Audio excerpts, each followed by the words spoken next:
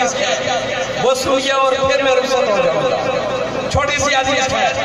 حدیث جو بیان کر رہا ہوں متفق علیہ ہے اور متفق علیہ وہ حدیث ہوتی ہے جو صحیح بخاری میں بھی ہو صحیح مسلم میں بھی ہو.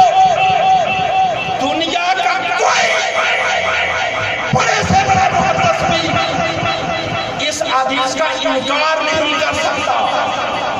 ابو ہریرہ رضی اللہ تعالیٰ عنہ اس حدیث پاک کے راوی ہے.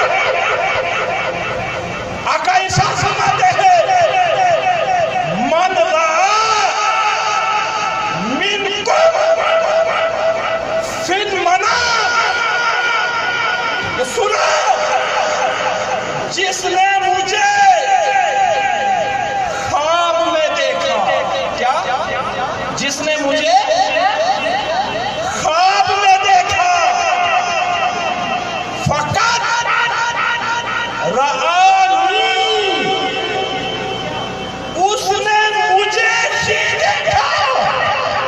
آقا فرماتے ہیں جس نے مجھے خواب میں دیکھا فقط رآنی، اس نے مجھے ہی دیکھا. کیوں؟ آقا نے فرمایا اس لیے کہ فَإِنَّ الشَّيْطَانَ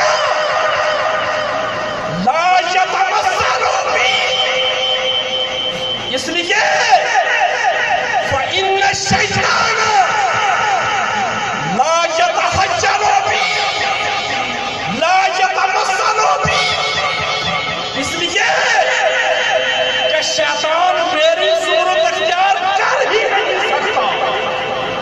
مانا یہ آقا نے سند ادا کر دی.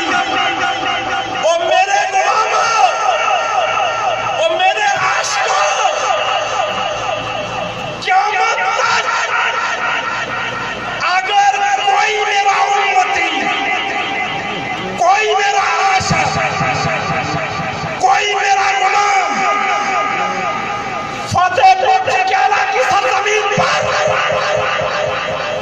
کوٹلی کی سرزمین پر، اسلام آباد کی سرزمین پر، لاہور، کراچی، لندن، بمبے، دہلی اور واشنگٹن کی سرزمین پر اگر آج کی تاریخ میں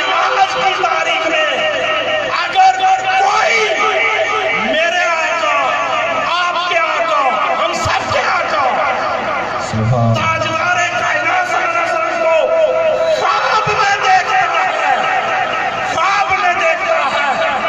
پیارے صاحبوں، آقا نے سند ادا کر دی. سنو اس میرے غلام نے فقط رآنی، وہ سن لے، اس نے مجھے ہی دیکھا. کسی اور کو دیکھو تو مغالطہ ہو سکتا ہے، کسی اور کو دیکھو تو تشبہ ہو سکتا